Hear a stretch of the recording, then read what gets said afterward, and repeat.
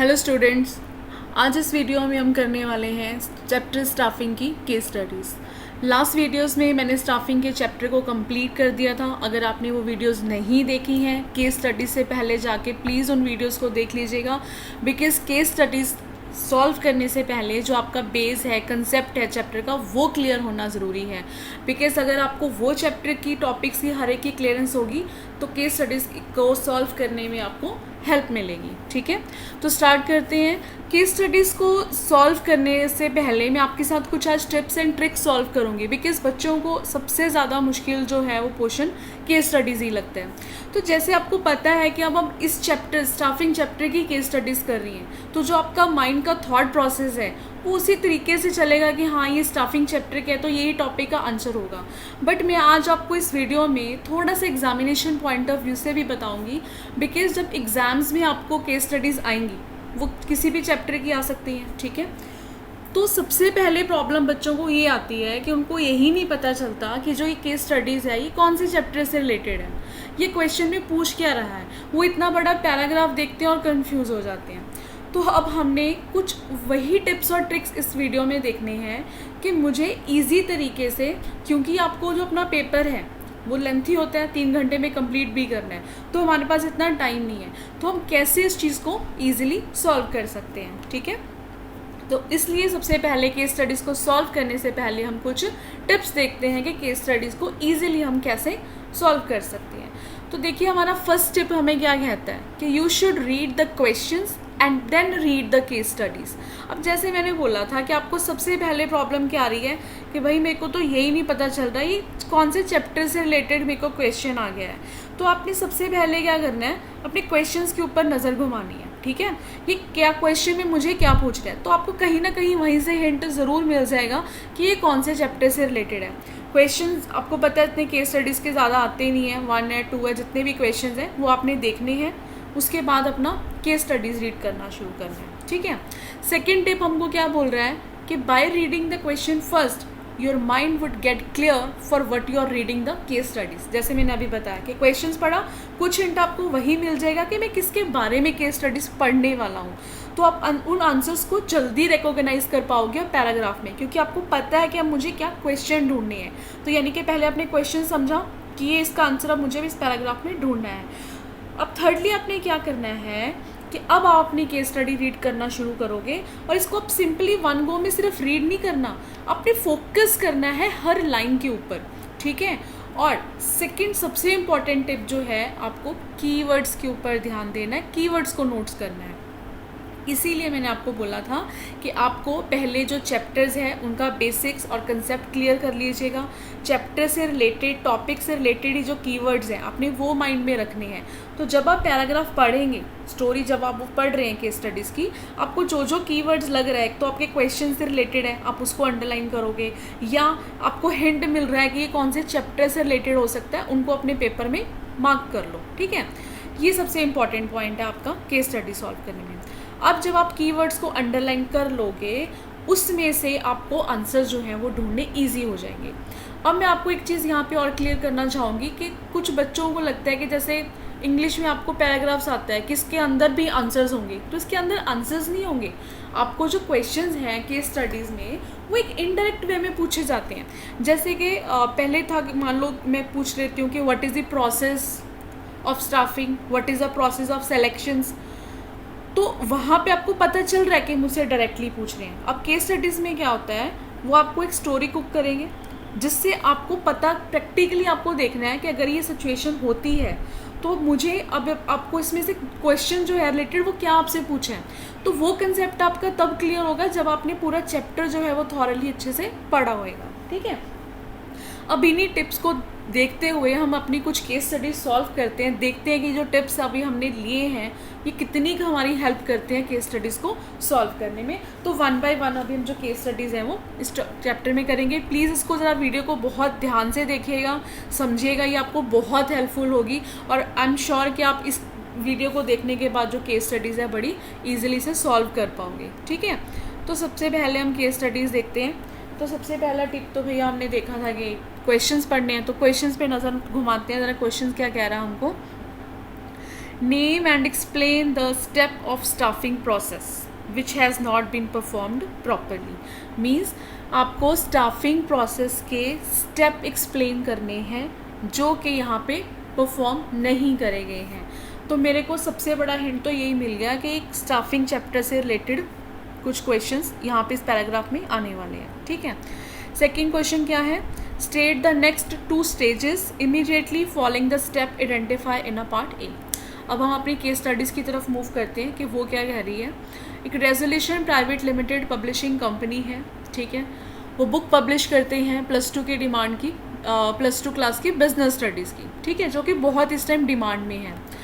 As a result the employees in the marketing department are always racing against time.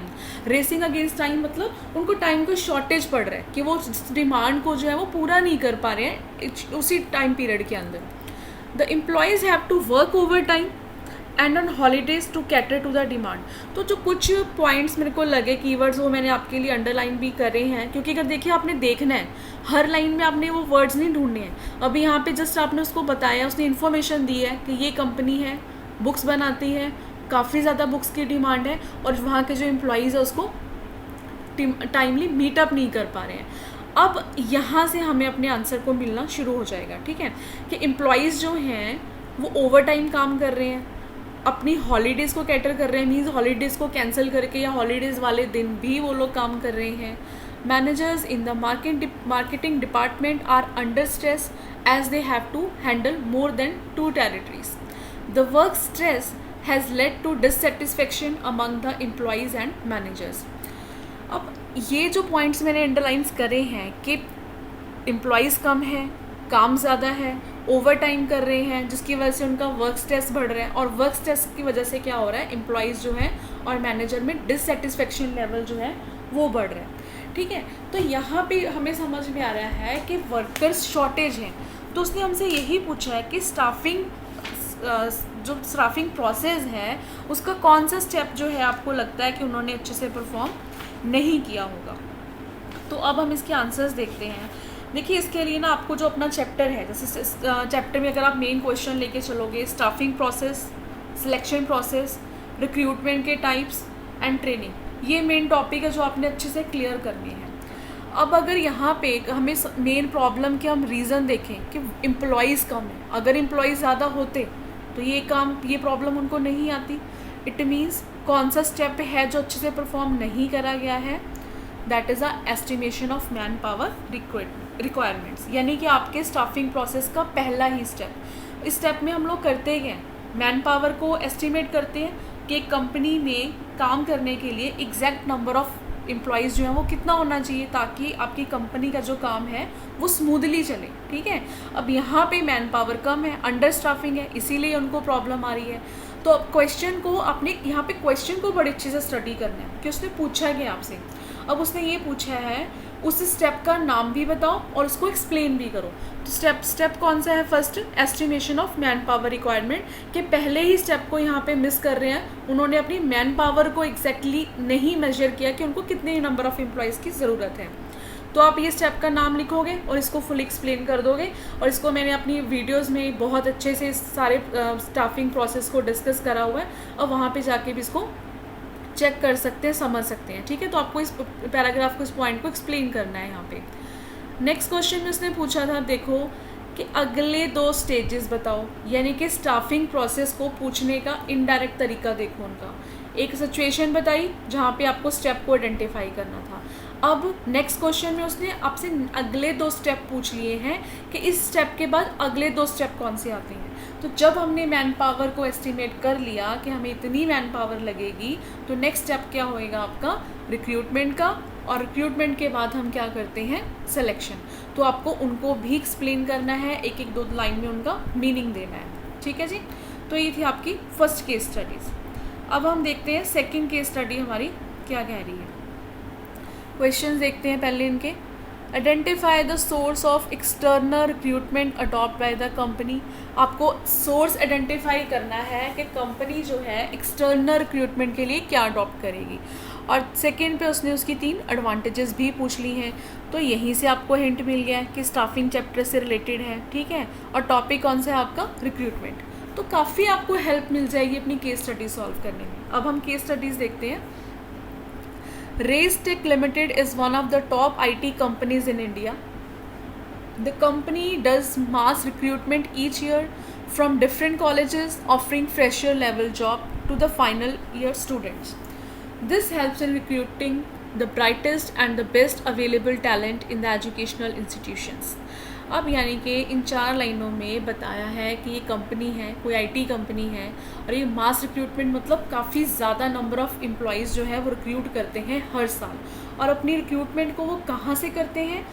Offer करते हैं colleges में, और वहाँ पे फ्रेशर्स उठाते हैं, ठीक है, फ्रेश फाइनल ईयर के स्टूडेंट्स जो हैं उनको रिक्रूट करते हैं। तो ये चीज़ उनको किस चीज़ में हेल्प कर रही है कि उनको जो कैंडिडेट्स हैं कैसे मिल रहे हैं, ब्राइटेस्ट और बेस्ट अवेलेबल टैलेंट जो है एजुकेशन इंस्टीट्यूशन में, उनको ये लोग पिक कर रहे हैं। तो ये कौन सा सोर्सेज है? अब बाहर से पिक कर रहे हैं, ऑब्वियसली एक्सटर्नल रिक्रूटमेंट है।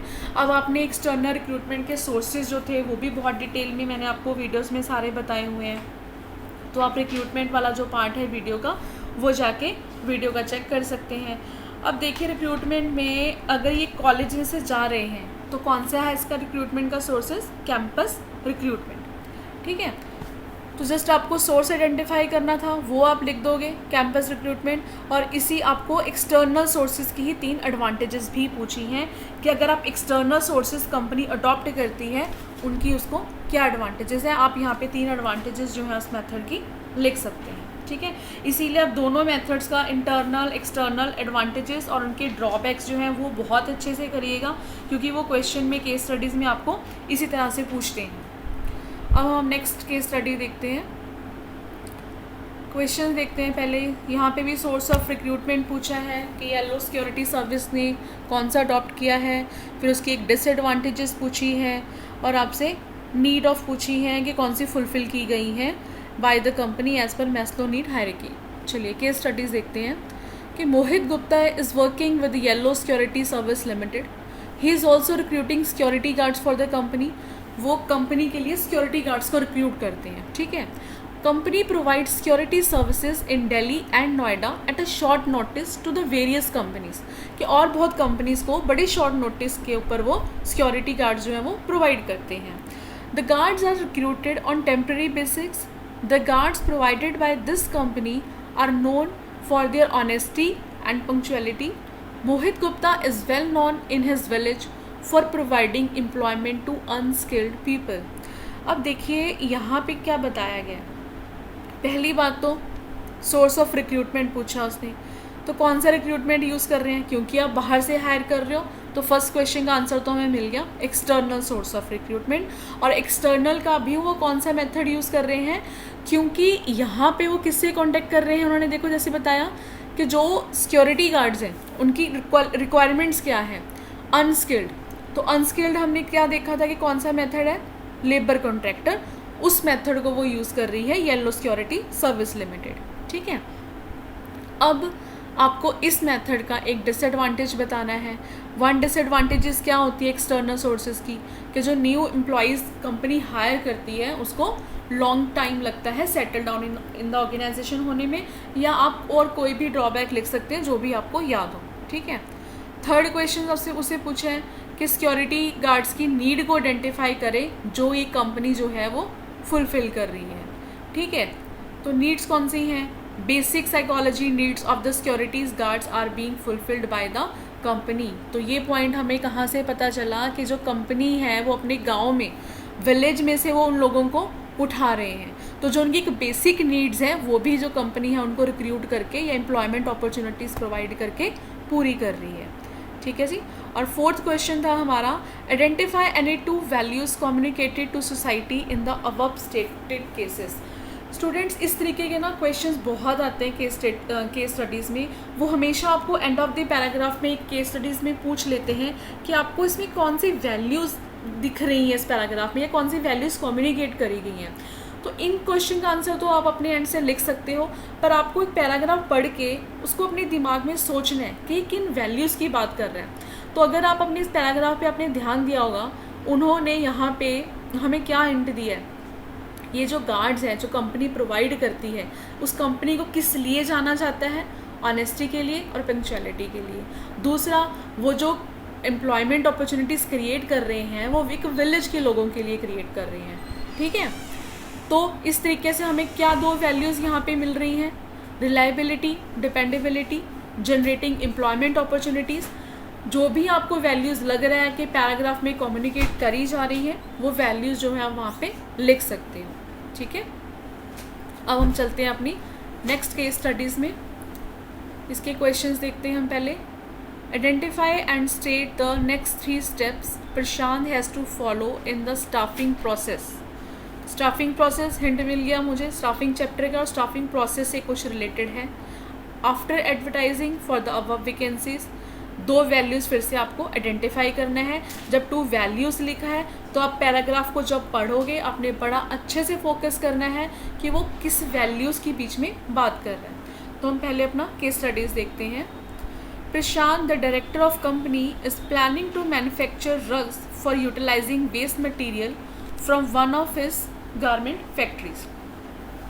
He decided that this manufacturing unit will be set up in a rural areas so that people of that area will have more job opportunities. अब पहला हिंट मिल गया आपको कि जो उसने ये इंडस्ट्री लगाने की सोची है वो कहाँ सोची है कि वो एक रूरल एरियाज़ में लगाएगा ताकि वहाँ के लोगों के लिए वो जॉब अपॉर्चुनिटीज़ क्रिएट कर पाएँ, ठीक है।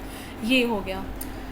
Second, for this he wanted 4 different head. अब उसको अपनी कंपनी के लिए 4 हेड चाहिए, सेल का, account, purchase and production department. तो उसने क्या डिसाइड करा कि one of them will be differently able person.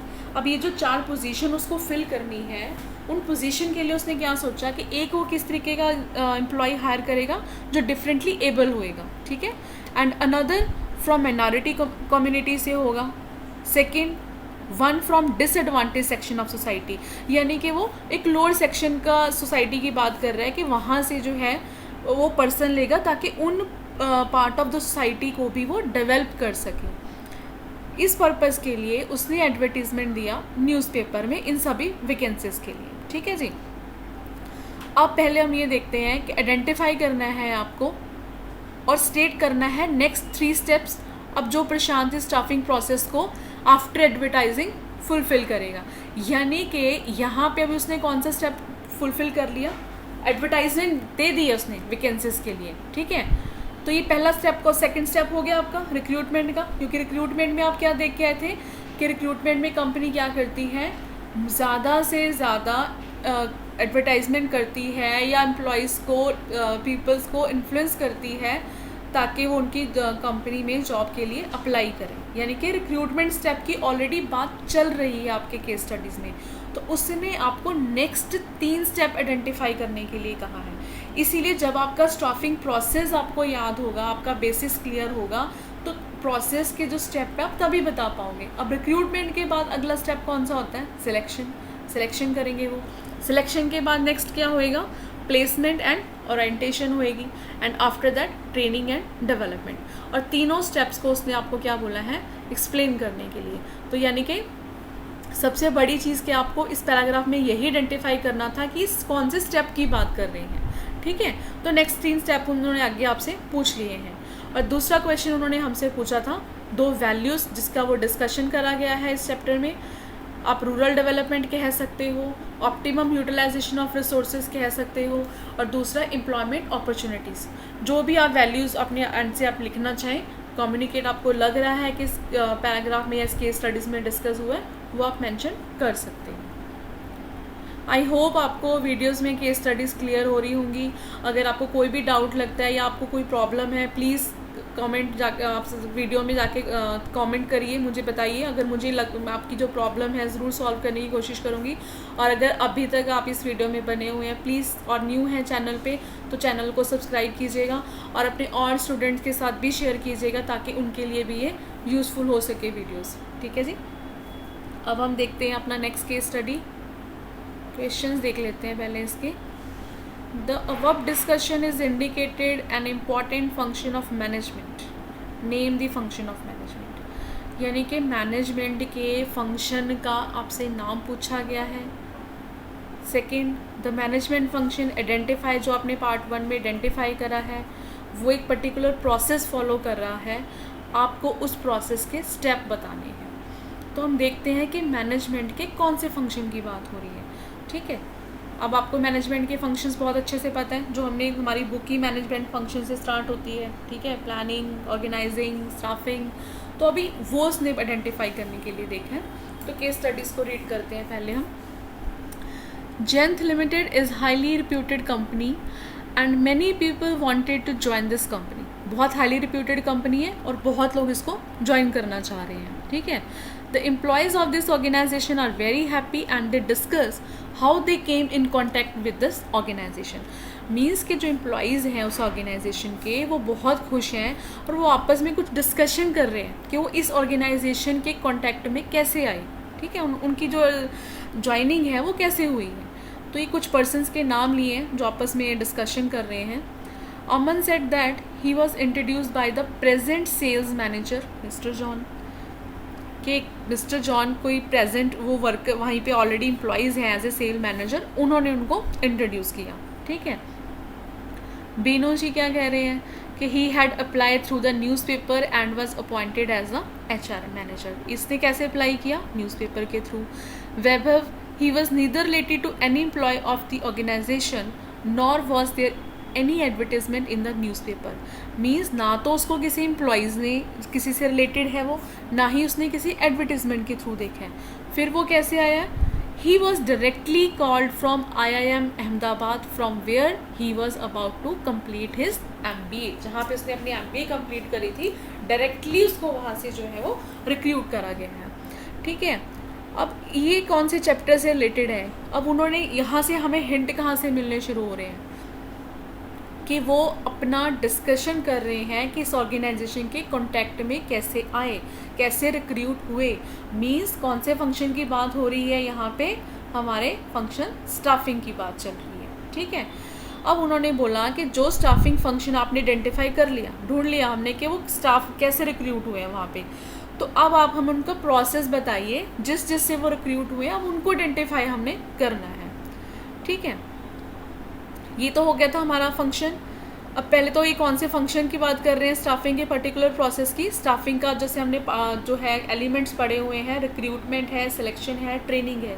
तो स्टाफिंग के भी कौन से स्टेप की बात चल रही है यहाँ पे? रिक्रूटमेंट, कि वो रिक्रूट कैसे हुए हैं। अब हम उनके वेरियस सोर्सेज को आइडेंटिफाई करेंगे तीनों पर्सनस की। अमन है, अमन कैसे आया? एक जो प्रेजेंट एम्प्लॉई है उसको उसने रेकमेंड किया, यानी कि उसका सोर्स ऑफ रिक्रूटमेंट क्या है? Recommendation of present employee. जो बेनू था उसने क्या देखा है? न्यूज़पेपर में एडवर्टीजमेंट के थ्रू आया, तो उसका जो सोर्स ऑफ रिक्रूटमेंट है वो क्या हो गया? एडवर्टाइजिंग। ठीक है जी। और वैभव की सिलेक्शन कहाँ से हुई थी? डायरेक्ट यूनिवर्सिटी से, यहाँ से उसने MBA अपना कंप्लीट किया था, यानी कि कैंपस रिक्रूटमेंट से। तो इसीलिए मैं आपको बार बार कह रही हूँ, किसी भी चैप्टर की आप डायरेक्टली केस स्टडीज़ को डिस्कस मत करिए। उससे पहले प्लीज़ उस चैप्टर के बेसिस को क्लियर करिए। चैप्टर क्लियर होएगा, केस स्टडीज़ आपकी तभी सॉल्व होंगी। ठीक है जी। अब हम आ जाते हैं अपनी 6 केस स्टडीज़ के ऊपर। क्वेश्चन देखते हैं पहले इसका भी। Suggest how the supervisor by increasing the skill and knowledge of worker can make them handle their work independently। Means के आपको सजेस्ट करना है कि सुपरवाइज़र जो है अपने वर्कर्स की स्किल और नॉलेज को कैसे इंक्रीज़ करे, और ताकि वो अपने काम को जो है वो इंडिपेंडेंटली हैंडल कर पाए, और उसके आपको बेनिफिट्स भी बताने हैं। अब केस स्टडीज़ देखते हैं, छोटी सी है तो। The workers of Viam Limited are unable to work on new and high-tech machines imported by the company to fulfill the increased demand। Means ये कंपनी है Viam Limited जो कि unable to work, मीन्स उन्होंने कुछ नई hi tech machines import करवाई हैं बाहर से, ठीक है, जिसकी डिमांड पूरी करने के लिए। बट अभी वो उन मशीन्स को ऑपरेट करने में जो है वो अनेबल है, उसको नहीं ऑपरेट उनको करना आ रहा है। Therefore the workers are seeking extra guidance from the supervisor। तो वो वर्कर्स को क्या मिल चाहिए? सुपरवाइजर से एक्स्ट्रा गाइडेंस चाहिए कि उन मशीन्स को कैसे हैंडल करना है। तो इसीलिए अब सुपरवाइजर क्या हो रहा है? वो ओवरबर्डन हो रहा है with the frequent call of workers. तो अब हमें सजेस्ट करना है कि वो उनकी स्किल को कैसे बढ़ाए। तो यानी कि पहले तो ये टॉपिक हम आइडेंटिफाई करते हैं कि स्टाफिंग के कौन से टॉपिक की बात कर रहा है ये। तो ये स्टाफिंग का स्किल इंक्रीज करने की बात कर रहा है, यानी कि वो कौन से प्रोसेस में आप करते हो, ट्रेनिंग एंड डेवलपमेंट के बारे में। अब हमने उनको ट्रेनिंग एंड डेवलपमेंट का मेथड उनको सजेस्ट करना है कि वो कौन सा जो मेथड है वो यूज़ करके उनकी स्किल को इंक्रीज़ कर सकता है। तो वो अपने मेथड्स ऑफ ट्रेनिंग में समझे होंगे, एक on the job training method हमने करा था और एक ऑफ द जॉब ट्रेनिंग करा था, ठीक है। अब हम देखते हैं कि यहाँ पे कौन सी मेथड ऑफ ट्रेनिंग की रिक्वायरमेंट जो है ये केस स्टडी हमें बता रही है।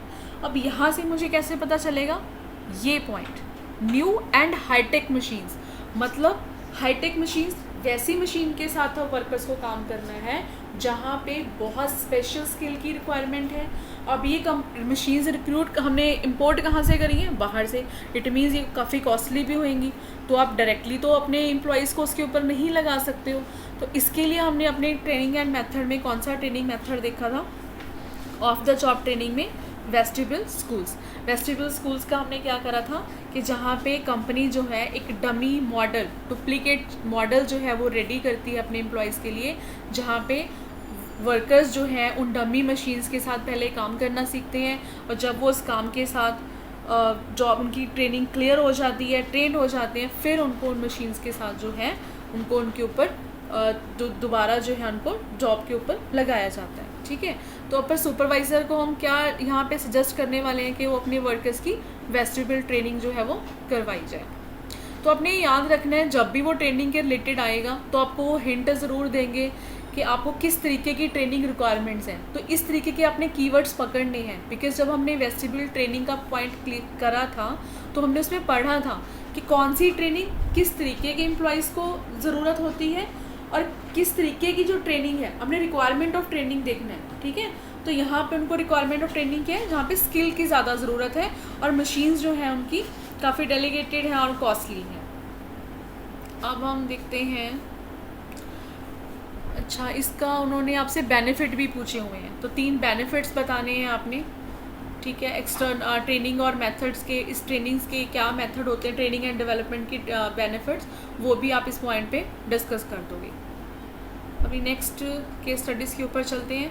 यहाँ पे भी आइडेंटिफाई करना है आपको 2 सोर्सेज एक्सटर्नल रिक्रूटमेंट्स के being used by the NGO, यानी कि यहाँ पे भी एक्सटर्नल रिक्रूटमेंट का क्वेश्चन है। 2 सोर्सेज देखने हैं हमने कि इस एनजीओ ने कौन से जो है अडॉप्ट करे हैं, और 2 वैल्यूज़ आपको बतानी है, ठीक है।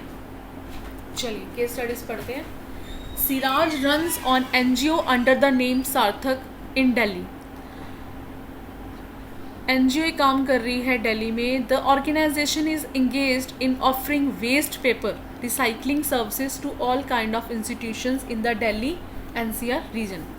ये जो ऑर्गेनाइजेशन है ये क्या करती है, वेस्ट पेपर को रिसाइकल करके रिसाइकलिंग का काम कर रही है, ठीक है, दिल्ली के अंदर।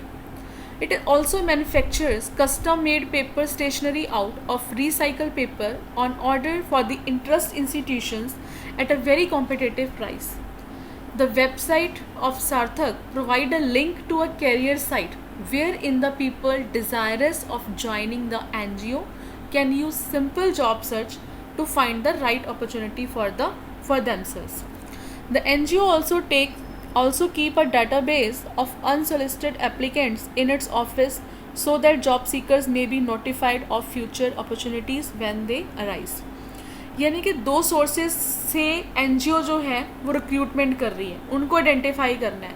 तो उनके कीवर्ड्स अब मुझे कहाँ मिले हैं, यहाँ पे समझ में आ गया कि एनजीओ है जो कि एक पेपर रिसाइकलिंग करके उसमें इंगेज्ड है, काम कर रही है, ठीक है। अब अपनी उस रिक्वायरमेंट के लिए कंपनी ने, यहाँ पे देखो ये आपको बोर्ड में दिख रहा है, यानी कि उसने सबसे पहले यूज़ किसका करा, एक वेबसाइट का, जहाँ से वो अपना रिक्वायरमेंट डाल रही है और जिनको भी जॉब सीकर्स हैं वो वेबसाइट पे जाएंगे, अपनी उसके अकॉर्डिंगली वो वहाँ पे अप्लाई कर सकते हैं। एक सोर्सेज तो मुझे ये मिल गया। दूसरा देखिए यहाँ पे इन्होंने क्या बताया है कि एनजीओ क्या कर रही है, अपना एक डेटाबेस कीप करके रख रही है। डेटाबेस मतलब जैसे मैंने आपको बताया था कि आप जो किसी भी कंपनी के लिए जब एम्प्लॉयज़ अप्लाई करते हैं, सभी एम्प्लॉयज़ को तो वो नहीं रख सकते, जितना जो रह जाते हैं, जिनको रिक्रूट कर लिया, बाकी एप्लीकेशंस को क्या करते हैं कंपनी वाले, उनको अपने डेटाबेस में संभाल के रख लेते हैं, ताकि दोबारा इन फ्यूचर जब उनको फिर से रिक्वायरमेंट हो वो उन्हीं पर्सन से जो है वो कांटेक्ट कर सके। यानी कि ये 2 तरीके जो हैं ये एनजीओ अप्लाई कर रही है। अब आपको आइडेंटिफाई करना है। पहला तो आपको वेब से पता चल गया कौन सा तरीका है, वो वेब पब्लिशिंग, उस मेथड को वो यूज़ कर रही है, ठीक है। देन दूसरा मैंने बताया था, आपने पढ़ा था कि कैजुअल कॉलर्स में क्या होता है कि कंपनीज क्या करती है, अपने उन एम्प्लॉयज़ के जो उनके कंपनी में अप्लाई करते हैं उनके रिज्यूम्स को संभाल के रख लेते हैं और उनको दोबारा से इन फ्यूचर उनको यूज़ करते हैं अपने डेटाबेस से। तो अगर आप ये अपना वहाँ पे पॉइंट पढ़ोगे या जहाँ पे मैंने वीडियोस में बताया है, तो ये जो है ये इसका कीवर्ड है डेटाबेस, वहाँ पे लिखा हुआ है कैजुअल कॉलर में। जब आप उसका मीनिंग पढ़ोगे कि कैजुअल कॉलर में रिक्वायरमेंट्स कैसे फिल करी जाती हैं कि अपने ही पुराने डेटाबेस को यूज़ करना। तो यहाँ पे दो कीवर्ड्स कौन से हो गए आपके, पहले में हमें वेब से पता चल गया और दूसरा डेटाबेस से, ठीक है। और दो वैल्यूज़ पूछी गई हैं आपसे। आप जैसे कि उन्होंने क्या बताया कि वो रिसाइकलिंग कर रहे हैं पेपर को, यानी कि किससे रिलेटेड है वो, इन्वायरमेंट से रिलेटेड, वो एक वैल्यू डिस्कस करी गई है। और इन्वायरमेंट के प्रति वो अपनी रिस्पॉन्सिबिलिटी को समझ रहे हैं, तो वो ये दो वैल्यूज़ जो हैं आप लिख सकते हैं जो इस केस स्टडी में डिस्कस करी गई है। चलिए अब नेक्स्ट केस स्टडीज़ देखते हैं। इसमें भी आपको स्टाफिंग का प्रोसेस आउटलाइन करना है, रिक्रूटमेंट के सोर्सेज बताने हैं कि कंपनी किस पे रिलाई कर रही है, यानी कि अब आपको ध्यान देखना है कि जब वो सोर्सेज के बताएंगे कि कंपनी किस जरिए रिक्रूटमेंट कर रही है, तो वहाँ से वो आइडेंटिफाई करना है, ठीक है। विच सोर्स, अच्छा आपको सजेस्ट करना है और रीज़न भी बताने हैं। और दूसरा आपसे क्या पूछा है, प्रोसेस ऑफ सिलेक्शन। यहाँ पे बच्चों अपने कंफ्यूज नहीं होना, उसने दो प्रोसेस पूछे हैं। जैसे इस चैप्टर में हमने स्टाफिंग का प्रोसेस भी देखा और सिलेक्शन का, तो दोनों ही उसने पूछ लिए हैं। अच्छा एक क्वेश्चन और भी है इसमें, which method of training and development should be company initiate. तो चलिए पहले केस स्टडीज देखते हैं। A company X limited is setting up new plant in India for manufacturing auto components. Company है इंडिया में, उसने प्लांट लगाया है ऑटो कंपोनेंट्स का। तो India is a highly competitive and cost effective production base in this sector. Many reputed car manufacture source their auto components from here. Means अभी यहाँ तक तो मेरे को कोई भी हिंट जो है इसका नहीं मिला, ठीक है। तो आगे देखते हैं। X limited is planning to capture about 40% of the market share in India. तो कंपनी क्या प्लान कर रही है कि 40% जो है वो शेयर कैप्चर करेंगे इंडिया में। And also export to the tune of at least 5 millions in about 2 years of its planned operation. यहाँ पे भी कुछ हमें हिंट नहीं मिल रहा है, आगे देखते हैं। To achieve this target it requires a highly trained and motivate workforce. अब यहाँ से हमारी मतलब की चीज़ें शुरू हो रही हैं। ये नहीं कि ये मतलब का नहीं था, उन्होंने एक जो है एक स्टोरी एक बैकग्राउंड बनाई है, तो यहाँ तक आपको हिंट नहीं मिला। तो कीवर्ड्स का मतलब ये नहीं है कि आपने पेंसिल लेके पैराग्राफ की स्टार्टिंग से सारे जो पॉइंट्स आपको जो लिख रहे हैं उसको आपने अंडरलाइन करने शुरू कर देना है। आपने समझना है, अभी वो हमें सिर्फ कंपनी के बारे में बता रहे हैं, क्या कंपनी थी, वो क्या करना चाहती है। अब उसको अचीव करने के लिए जो एम्प्लॉयज़ जैसे चाहिए, वो क्या चाहिए उसको, highly train. You have been retained by the company to advise in this matter. अब हमने उनको एडवाइस करना है, ठीक है। While giving answer keep in the mind. अब पहला क्वेश्चन उन्होंने हमसे क्या पूछा था, पहला तो सिंपल एक स्टाफिंग का प्रोसेस पूछा है कि वो क्या फॉलो करेंगे, यानी कि आपको फर्स्ट क्वेश्चन में अपना स्टाफिंग का पूरा प्रोसेस एक्सप्लेन करना है, जो आपको स्टेप बताए हुए हैं कि पहले वो, क्योंकि ये कंपनी न्यू है, ठीक है, ये आपने ध्यान रखना है, तो पहले से स्टाफ नहीं है। तो फर्स्ट स्टेप से हम शुरू हो जाएंगे कि एस्टिमेशन लगाना पड़ेगा उनको पहले मैन पावर रिक्वायरमेंट का, ठीक है। उसके बाद फिर रिक्रूटमेंट, सिलेक्शन, प्लेसमेंट, यानी कि आप पूरा जो प्रोसेस है उसके जो हेडिंग्स हैं उनको आउटलाइनिंग करके आप उनको एक्सप्लेन कर दोगे यहाँ पे। देन सेकंड क्वेश्चन उसने क्या पूछा है, हमने उनको सजेस्ट करना है कि वो कौन से रिक्रूटमेंट पे जाएं और अपने रीज़न भी बताने कि हमने उनको क्यों रेकमेंड करा है। अब कंपनी न्यू है, अब रिक्रूटमेंट के हमने क्या सोर्सेज पढ़े हैं, इंटरनल और एक्सटर्नल। इंटरनल सोर्सेज तो है कि कंपनी अंदर से अपनी जो पोजीशन है वो फिल करेगी। अब कंपनी न्यू है, पहले से तो कुछ है नहीं उसके पास फिल करने के लिए, यानी कि इंटरनल सोर्सेज तो नहीं चलेगा। फिर हम उनको कौन सा सोर्सेज रेकमेंड करेंगे, एक्सटर्नल सोर्सेज, ठीक है।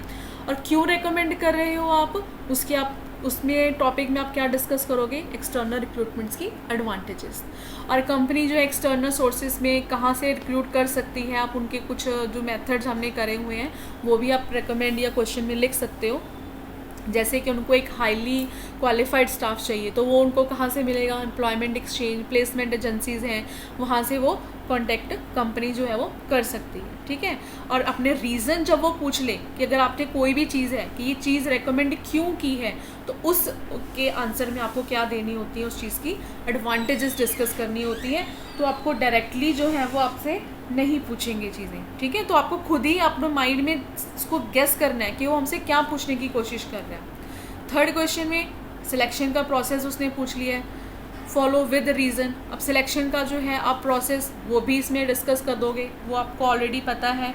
नहीं पता है तो प्लीज़ आप जाके मेरी वीडियो चेक करिए, वहाँ पे मैंने सिलेक्शन का प्रोसेस बड़ा डीपली से जो है वो डिस्कस किया हुआ है, ठीक है। और लास्ट क्वेश्चन उसने क्या पूछा था आपसे, training and development should be company initiate which method. अब कंपनी को कौन से मेथड हमने सजेस्ट करने हैं, तो कंपनी जो है वो on the job, of the job दोनों ट्रेनिंग मेथड यूज़ कर सकते हैं, बिकॉज न्यू कंपनीज़ हैं।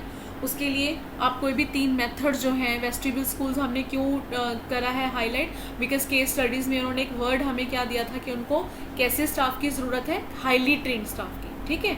तो उसके अकॉर्डिंगली आप उनको ट्रेनिंग के जो मेथड है वो सजेस्ट कर सकते हैं। और फिर से उन्होंने रीज़न भी पूछा है आपको, तो रीज़न का मैंने आपको क्या बताया था कि अगर आपसे कुछ पूछा जाता है कि आप मुझे सजेस्ट करिए और ये क्यों करा, क्यों का जवाब में आपने क्या देना, हमेशा उसके बेनिफिट्स डिस्कस करने हैं, एडवांटेजेस आपको लिखनी है। नेक्स्ट केस स्टडीज़ देखते हैं, आपकी क्वेश्चन देखते हैं पहले इसके। Name the type of training which is being refer to in the above lines. इसमें कौन सा टाइप ऑफ ट्रेनिंग जो है डिस्कस करा गया है, यानी कि ट्रेनिंग के ऊपर क्वेश्चंस हैं। Second, identify and explain the human needs of new employees are being fulfilled by Anurup through the training. Case studies देखते हैं पहले। Anurup's run a law firm in Hyderabad. His firms offer valuable financial and legal consultancy service to the clients. Anoop जो हैं वो एक law firm चलाते हैं, अपने क्लाइंट को फाइनेंशियल और लीगल सर्विसेज देते हैं, ठीक है।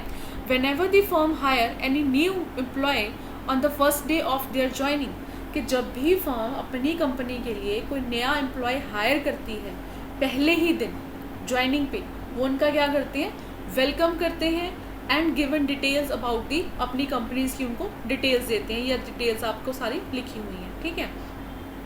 और इंट्रोड्यूस करते हैं डेली ऑपरेशन के बारे में and key people in the work place, and they are also familiarised with the organisation policies and procedures including complaints, dispute resolutions. ये कुछ वैल्यूज़ उन्होंने डिस्कस करी हैं। तो अब इस कॉन्टेक्ट में उन्होंने आपसे ये पूछा है ये कौन से टाइप ऑफ ट्रेनिंग की जो है वो बात कर रहे हैं। अब ट्रेनिंग वाला जो टॉपिक है उसमें हमने मीनिंग, टाइप एंड उसकी जो है वो टाइप ऑफ ट्रेनिंग भी हमने पढ़ी थी, ठीक है। तो ये आपका जो मेथड है वो on the job training method है। ऑन द जॉब ट्रेनिंग में कौन से मेथड की वो बात कर रहे हैं यहाँ पे, इंडक्शन की। इंडक्शन में हमने क्या देखा था, अभी हमें कैसे पता चला, उन्होंने क्या बोला कि जो भी एम्प्लॉय हायर कर रहे हैं पहले ही दिन उनका क्या कर रहे हैं, वो वेलकम कर रहे हैं, इंट्रोडक्शन दे रहे हैं अपनी कंपनीज की, सारी पॉलिसीज़ के बारे में बता रहे हैं। यानी कि यहाँ पे कौन सा मेथड जो टाइप ऑफ ट्रेनिंग डिस्कस करा गया है, इंडक्शन।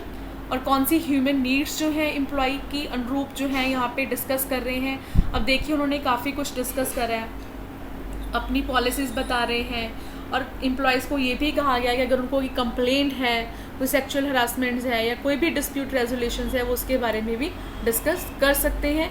तो आप उनकी नीड्स बता सकते हैं कि यहाँ पे उन्होंने कौन कौन सी नीड्स जो है एम्प्लॉयज़ की उनको ध्यान में रखा है, ठीक है जी। अब नेक्स्ट देखते हैं, advise how will company fulfil it's order and which method of recruitment would you suggest.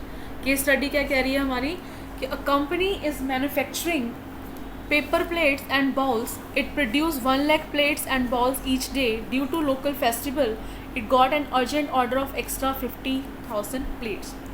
अब हमने क्या करना है, कंपनी जो है पेपर प्लेट्स बना रही है, कितना प्रोड्यूस कर पा रही है वो एक दिन में, 1 लाख। अब कोई लोकल फेस्टिवल है वहाँ पे और उनको एक अर्जेंट ऑर्डर मिल गया है जहाँ पे एक्स्ट्रा 50,000 प्लेट्स और देनी है। तो आपको कंपनी को यहाँ पे क्या सजेस्ट करना है कि वो अपना जो रिक्वायरमेंट है, डिमांड है, उसको फुलफ़िल कर पाए। तो कौन सा मेथड ऑफ रिक्रूटमेंट जो आप उनको सजेस्ट करेंगे। अब देखिए कैसे करेंगे हम। पहले हमारा क्वेश्चन में क्या देखना है कि उनको प्रोडक्शन इंक्रीज़ करना है। तो प्रोडक्शन इंक्रीज़ करना है तो ऑब्वियसली बात है उसके लिए उनको क्या इंक्रीज़ करना पड़ेगा, अपने नंबर ऑफ़ एम्प्लॉयज़ इंक्रीज़ करने पड़ेंगे। ठीक है, तो नंबर ऑफ़ एम्प्लॉयज़ इंक्रीज़ करने के लिए अब नंबर ऑफ़ एम्प्लॉयज़ कैसे चाहिए, वो क्या बना रहे हैं, पेपर प्लेट्स, यानी कि कुछ ज़्यादा स्किल की रिक्वायरमेंट उनको नहीं है। तो कौन सा रिक्रूटमेंट का मेथड उनको सूट करेगा, यहाँ पे लेबर कॉन्ट्रैक्ट का, जहाँ से अनस्किल्ड लेबर जो है वो उनको वहाँ से मिल जाएगी। नेक्स्ट देखिए, identify the source of recruitment referred above and also give any one method of each sources। case studies देखते हैं। A company has its own recruitment policy to fill the vacant post with a suitable employee। Company है उसकी अपनी कुछ एक recruitment policy है जो भी पोजीशंस वो फिल करती है। तो क्या पॉलिसी है वो देखते हैं। पहली क्या है, जो टॉप मोस्ट पोजीशंस हैं वो कैसे फिल्ड कर रहे हैं, वो by contacting specialised agencies so as to attract the most capable workforce competitive organization। Means जो टॉप मोस्ट पोजीशन है उनको कैसे फिल कर रहे हैं, वो बाहर किसी स्पेशलाइज्ड एजेंसी से कॉन्टैक्ट कर रहे हैं। And second, to foster the spirit of the loyalty and motivate the employees, the middle level position is filled from within the organisation. तो देखिए केस स्टडीज़ की एक सबसे अच्छी बात क्या, कहीं ना कहीं जो क्वेश्चन है ना, आपको उनके आंसर के जो हिंट हैं वो उसी के अंदर छुपे होते हैं। तो आपको बड़े स्मार्टली उनको आइडेंटिफाई करना है कि वो आपसे क्या पूछ रहे हैं। अब जो टॉप मोस्ट की पोजीशन है उसके लिए वो क्या कर रहे हैं, बाहर की कंपनी से कॉन्टैक्ट कर रहे हैं, और जो मिडिल लेवल की पोजीशन है वो within the organisation fill कर रहे हैं। तो क्वेश्चन में उसने क्या पूछा है कि आइडेंटिफाई करो सोर्स ऑफ रिक्रूटमेंट। तो पहली बात, तो पहला पॉइंट किसकी तरफ इशारा कर रहा है, बाहर से कर रहे हैं, तो ऑब्वियसली एक्सटर्नल सोर्सेज, और उसके लिए वो क्या यूज़ कर रहे हैं, हमारा प्लेसमेंट एजेंसीज और वेब पब्लिशिंग मेथड को यूज़ कर रहे हैं। और सेकेंड पॉइंट में within the organisation means internal sources को यूज़ कर रहे हैं, और उन पोजीशन को वो कैसे फिल कर सकते हैं, बाय प्रमोशन या ट्रांसफ़र से। ठीक है जी। अब जो नेक्स्ट केस स्टडीज़ है, अब हमने 11 केस स्टडीज़ कर ली हैं। आई होप कि आपको केस स्टडीज़ को सॉल्व करने का तरीका जो है वो समझ में आने लग गया होगा कि कैसे हमने पहले क्वेश्चन पढ़ने हैं, क्वेश्चन के अंदर भी हमने कीवर्ड्स मार्क करने हैं कि वो किस टॉपिक की बात कर रहा है, फिर उन्हीं कीवर्ड्स को हमने केस स्टडीज़ में रिलेट करना है जाके और अपने आंसर ढूंढने हैं। तो आई होप आपको काफ़ी कंसेप्ट क्लियर हो गया होगा, और इसीलिए इस केस स्टडीज़ को मैंने आपके लिए होमवर्क में रखा है। तो मैं आपको केस स्टडीज़ रीड करके बता दूंगी, तो प्लीज़ जब आप वीडियोस में यहाँ पे आएंगे आप इसको पॉज करके अच्छे से पढ़िएगा। नीचे आपको क्वेश्चंस दिए हैं, ऑप्शंस दिए हुए हैं, उनमें से आंसर सेलेक्ट करना है, और इनके आंसर्स आप मुझे कमेंट सेक्शन में ज़रूर बताइएगा। ठीक है जी। तो मैं आपको केस स्टडीज़ जो है वो डिस्कस करती हूँ। केस स्टडीज़ देख लेते हैं पहले। Suresh the marketing head, Ravi the assistant manager, Renu the human resource manager of the Manor Enterprises Limited। यानी कि कोई कंपनी है, जो सुरेश है वो वहाँ पे मार्केटिंग हेड है, रवि असिस्टेंट मैनेजर है और रेनू ह्यूमन रिसोर्स मैनेजर है। अब तीनों ने क्या डिसाइड करा कि वो कंपनी लीव करके जा रहे हैं, मीन्स कंपनी छोड़ रहे हैं। The chief executive officer of the company called Renu the human resource manager. तो उस कंपनी के चीफ एग्जीक्यूटिव ऑफिसर क्या करते हैं, वो वहाँ के ह्यूमन रिसोर्सेज मैनेजर को बुलाते हैं और उनको रिक्वेस्ट करते हैं कि इन सभी वैकेंसीज को वो फिल करें। ठीक है, बिफोर लिविंग द ऑर्गेनाइजेशन, उनके जाने से पहले इन वैकेंसी को फिल कर ले। तो इस पैराग्राफ को यहीं से पढ़ते मेरे माइंड में क्लिक कर जाएगा कि ये स्टाफिंग चैप्टर की बात कर रहे हैं। अब आगे देखते हैं। अब वो क्या इन्फॉर्म करती है उनको, her subordinate Miss Chandra Sharma was very competent and trustworthy. Renu suggest करती है कि she could be moved up in the hierarchy, she would do the needful. The chief executive officer agreed for the same, वो से agree कर जाते हैं। Miss Chandra Sharma contact head recruiters who advertise for the post of marketing head, यानी कि अब वो कहाँ मूव कर रहे हैं, दूसरी पोस्ट को फिल करने के लिए एडवर्टाइजमेंट की तरफ। ठीक है, उन्होंने कोई जो है कंपनी उसके साथ कॉन्टैक्ट करा, and they are able to recruit a suitable candidate for the company. उनको अपनी कंपनी के लिए सूटेबल कैंडिडेट जो है वहाँ से मिल गए हैं। रवि की वैकेंसी कैसे फिल हुई, by screening the database of unsolicited applications lying in the office. तो इसी पैराग्राफ में आपको बहुत सारे हिंट मिल जाएंगे जो ऊपर मैंने आपको बताए थे, बस आपको वही आइडेंटिफाई करने हैं और आइडेंटिफाई करके इन क्वेश्चंस का आपको आंसर जो है वो करना है। टोटल क्वेश्चन 4 हैं। आई होप आप इस क्वेश्चंस को ज़रूर सॉल्व कर पाओगे और कमेंट सेक्शन में इनका जवाब मुझे आप ज़रूर दोगे। और वैसे चैप्टर से रिलेटेड या केस स्टडी से रिलेटेड अगर आपको कोई भी प्रॉब्लम आई है वो भी आप कमेंट में कर सकते हैं। ठीक है जी, thank you for watching this video.